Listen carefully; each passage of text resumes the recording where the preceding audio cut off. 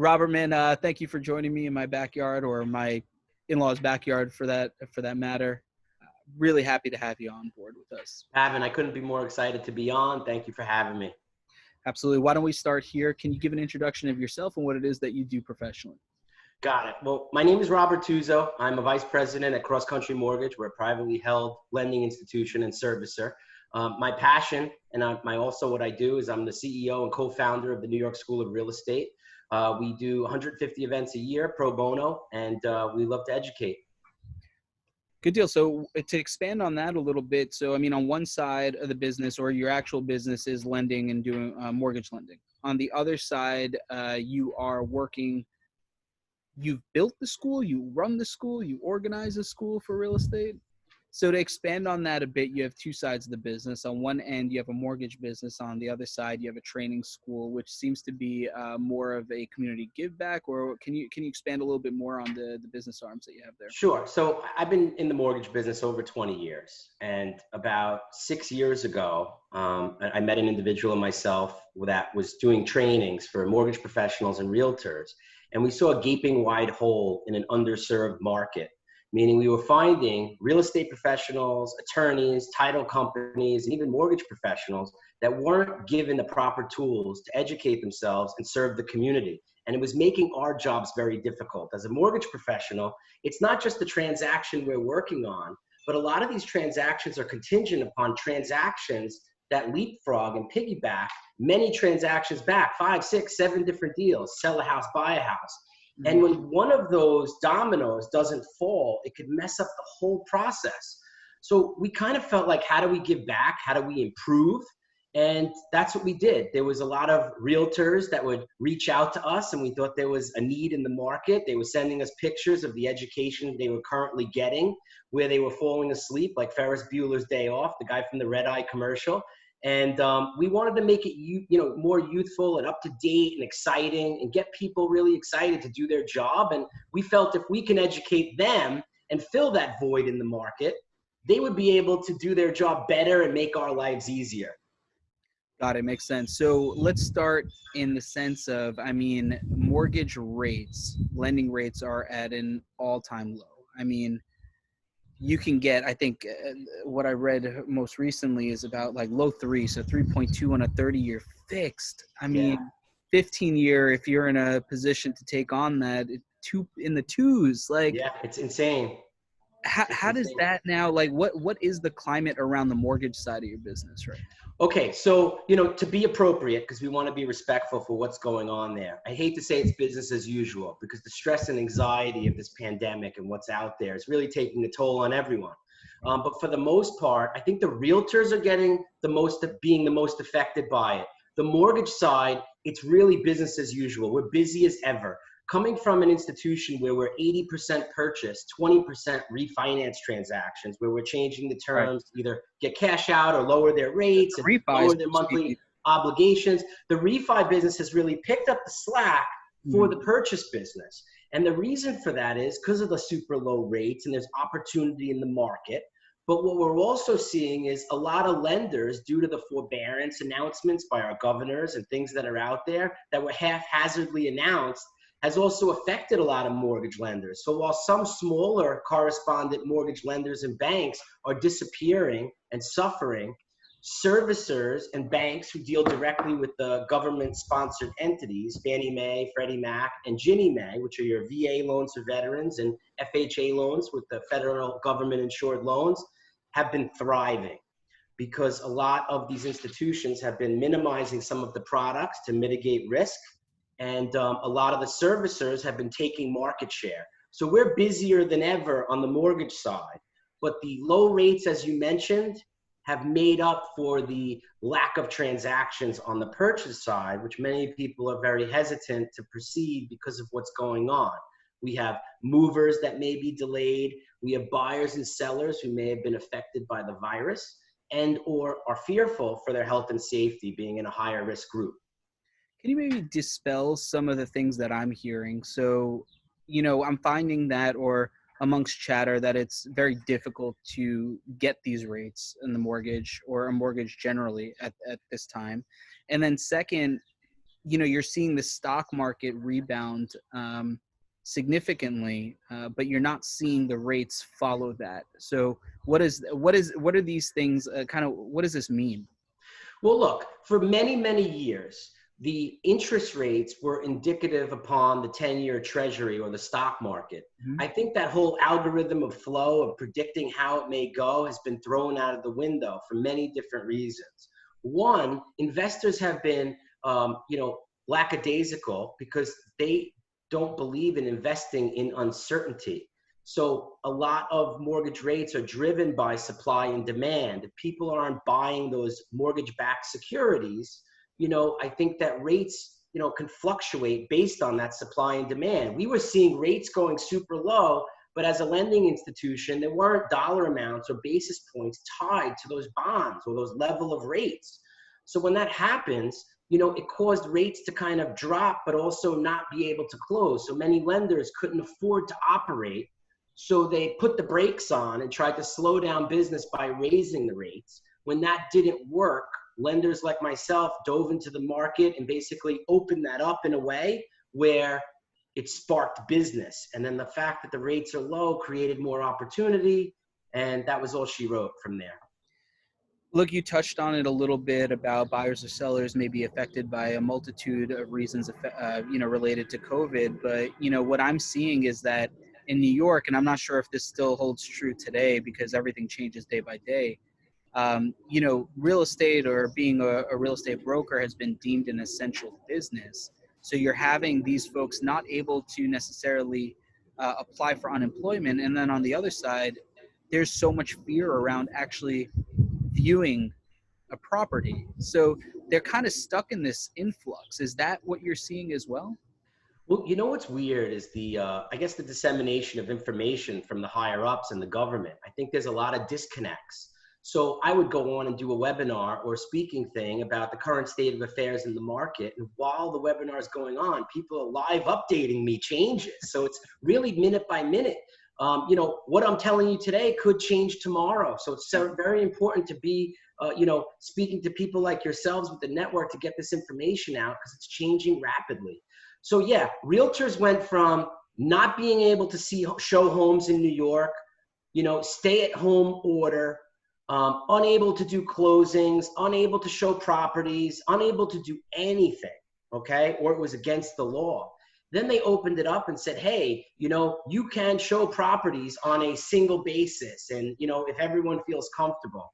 And everyone got excited and said, I can work again. And then a hardline memorandum went out that said, you cannot show properties at all. So the current state of affairs were realtors who are commission-based employees could not get unemployment, could not show homes, could not host open houses for, obvious reasons, right? Small gatherings not allowed. There was nothing that they can do. So it opened up a gaping wide hole in social media and online and digital brands and presence. But as of now, the current state of affairs is realtors have been able to get unemployment, okay? Every situation has been different. Some people had to send in documents. Some people had to apply for federal unemployment instead of their state unemployment. There were different levels to it. But the truth is how do you operate, especially when the realtor population is a bunch of different generations. And if you weren't prepared and had a social presence, you are cooked. So the bottom line is to do real estate business now in the state of New York, you need to sign a COVID disclosure. And the buyer and the potential buyer and the seller have to actually show the house. The realtor just has to provide that form and sit home. Virtual showings where you're putting the camera in the hands of the homeowner. It leaves an aspect of what is the realtor doing for me? And are they justifying their fees when the homeowner is actually doing more? And people lose aspect of, or lose the, understanding that realtors' jobs don't stop at just showing the home, taking pictures and putting a sign on their lawn. Their job is to create a perfect price, negotiate, create that buffer in between the buyer and the seller. Because you don't want to be I sell you a house, Pavan. I don't want to take that call about how the pool filter didn't work in 5 years from now. So the realtors are deemed essential. People need to buy and sell. but they are handcuffed in the way that they do business. Do you project any downstream effects of this situation? In regard to property values, Just generally, it could be property values. It could be, the job pool in which, like how the availability of brokers going forward, the interest level of getting into the brokerage business. I mean, a multitude of things. I think we're entering a new world where if you don't adapt and evolve, you're going to be left in the dust. It's shrewd words, but it's how I feel. With real estate values, I think that for a lot of people who weren't able to show their homes or market them effectively because of what's going on and some of the holdups that were out there from either people being sick or just not having a hold on what they can do or not do. I think people went in panic, were panic stricken, and they put the brakes on things, and there was some delays. I do think with some properties may go undervalued only because there's, someone may have bought a house and kept the house until they finished work and their work was delayed and they're burning money or burning a hole in their pocket. I think some properties may go under list, but for the most part, supply and demand. You and I on this meeting where we're able to televise from different areas, I think that's the future. So I think that the supply and demand is going to be what it was because there are certain people with, husband and wife or domestic partners living in a home where there's two professionals and kids running around homeschooling. They need more room. Someone's in the kitchen, someone's in the office, someone's in the bedroom working from their laptop. People are going to have to buy homes that are suitable to this new world that we're in, because I don't think a lot of companies are going to go back to that brick and mortar. Let me have a 10,000 square foot office space where I may have some responsibility or health precautions. Let's have a small office, with less employees, with this new way of life and safety measures in place, because no one knows what's happening out there or what the future brings. So I think there's going to be a lot of movement. Look at the beautiful backyard you're in. Are you going to want to be in a small apartment in Manhattan when you can look outside and smell the fresh air and hear the birds chirp? People are going to be looking for a better quality of life. That means they may be moving to nicer areas, maybe by the beach or where the sun is, where it's a little bit warmer out, or where it's more appropriate for them to operate two businesses in one home. Yeah, it's interesting. I mean, do you fall into the camp though, or where do you fall into the camp in terms of where we are economically and the capacity and ability for folks to buy up, right? To kind of increase their footprint or their expenses and go through this. I mean, on one side, of course, it's being able to afford a larger home or another home. And the other is being able to offload yours if you're not in the capacity to bring on another property without, of course, finding some liquidity in your personal finances. So, I have friends that are looking to upgrade from an apartment to a home, just as you projected. And it is contingent on selling the apartment. So in that case, there's a lot of folks just in limbo. I mean, the wraparound to that is really, where do you see and where are the conversations about, a depressed economy? Like, what is the scenario and the conversations around what if our economy goes into a bit of a spiral and a downward spiral, and how long is that projected to last? Well, just by having access to data, a lot of people, like I said about the governor going on the news and saying, hey, don't pay your mortgage for 3 months. When they would call in as a servicer, we would ask them the question, are you working? Are you still getting paid? Has your financial situation changed? And a majority of these people have not skipped a beat. So when it comes to job loss or furloughed, there are many industries, hospitality, bars, clubs, restaurants, and certain industries that have been affected, but a majority have not. So a lot of people who are calling in to take advantage of these things are kind of watering down the help for the people that are in need. Transactions have skyrocketed. For the last few weeks, purchase transactions have picked up. Some of it's because people have evolved. Some of it's because people have been set up prior to this where they had to make some minor adjustments to be able to operate. So business is now starting to pick up in the real estate sector, and I'm not seeing prices fall. As for the economy, we could flip a coin as to what happens. I remember like back in the day, you could throw a monkey could throw a dart at a dartboard and pick a stock and it would go up. We just don't know. And when you mentioned about like I hid under my desk. I don't want to look at my 401k and see what it looks like. Even if it's starting to go up, I'm going to give it some time to get, to build up enough strength and energy to look at it. But we don't know where the economy is going. We could just know that the real estate industry has been the backbone of the U.S. economy, whether it's bonds, whether it's securities, and also real estate. And we've been fortunate that we rebuilt, and we need to make sure that we continue to, treat the real estate industry in a way that can keep our economy pumping. Because if the government or legislature makes some bad moves, it could be a bad situation for everyone.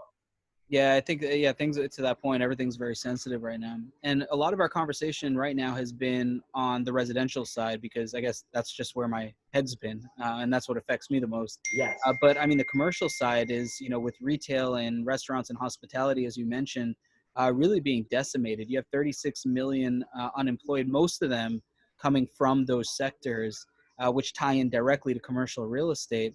How are what are the conversations over there in terms of the recovery of that sort of inventory, and the impact of maybe work from home being a sustained strategy for a lot of companies?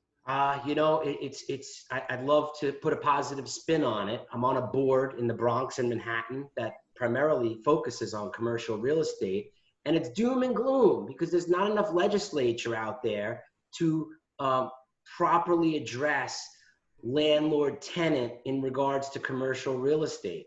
They're really trying to still get their things and house in order for residential after making those announcements of, hey, don't pay your mortgage. Like the ramifications of doing that, it's like 2008 when they were giving away stated loans to people who are on fixed income on Social Security. Like there are pockets of people that cannot afford these homes, and there was a lot of irresponsibility then based on greed. Not to get too technical, but that's what it is.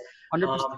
And now they are still trying to get their house in order for the damage that was done with the residential people, because people don't know in 3 months they owe $10,000, and those deferments were just a deferment. There was no set plan in place to affect the mortgage lenders, the servicers, and the homeowners. So now with commercial, it's crazy. I have a couple businesses, it's either pay your rent and burn a hole in your pocket, or call your landlord and say, hey, let's work out a deal. I owe you 2 months or 3 months. Can we break it over the next 12 months? I don't want to go anywhere, but I don't want to lose my business. You touched on a great point. I think a lot of people are going to get away from that brick and mortar and be more financially stable and structured to save and protect their companies by having smaller, if not no office space, and getting the technology and the docking stations and the monitors and sending new hires ways to work from home. And I think that's our future. But the impact of that could be just, I mean, catastrophic. Well, I don't even know if catastrophic's the word, just very, very different. When I look at, the New York City skyline, a skyline that I grew up with, and I think about the massive firms that take up millions and millions of square footage of office space in the city. And, if I were running those firms and I'm noticing that my back office is running just as smoothly as it needs to be, so taking for account like, a due diligence department at a bank like a Bank of America, Merrill Lynch type of thing. I mean, are you going to bring back all of your back office to occupy that sort of square footage? And if that's the case, and not just that, the other side is, why not just hire somebody from I don't want to say a less expensive hiring market. So someone who's sitting in Ohio, or, like, why can't they do the work for a New York, global HQ bank? So I'm wondering how now that sort of like emptiness and that hollowness will change the fabric of these mega cities going forward. Do you get it distributed? And now we're talking 10 years out, right? 5-10 years. Do you get a even playing field with smaller or mid kind of size cities around, the US and beyond? I don't want to get too far out there, But I saw a movie that I think it was called like Player One or something like that, where no one ever left their homes. And I like thought you were people gonna say, were, I thought you were gonna say Contagion for a second. oh no, please. I watched those the first day of this pandemic and I scared myself to death. I think I hid under the covers. I didn't come out for 2 days. Everyone was looking for me. So the movie was based on a guy who, and it was almost like a video game. Everyone lived their real life in a virtual world. You know, he would put on the headset and the gamer seat, plug in, and I would talk to you. You would talk to me. We would go into a store. We would buy something. It would get delivered by like, you know, like almost like Amazon-like. And it's a future world, and it's pretty crazy. I feel like we're kind of heading that way. You know, like I may not have to leave my house ever again except to get some fresh air. We may be able to operate in a way where we may never see each other. You know, if we see each other once a year, that may be a lot. You know, you don't know. Who knows where this is going? Like the things we're doing today are going to spark new technology, new ways of doing things, and it's going to constantly evolve. It's going to be insane. To that thread though, then what are some of your forecasts for the future of this industry, whether it be 1 year, 3 years, 5 years down the line? You touched on innovation, but maybe you could expand on that a little bit.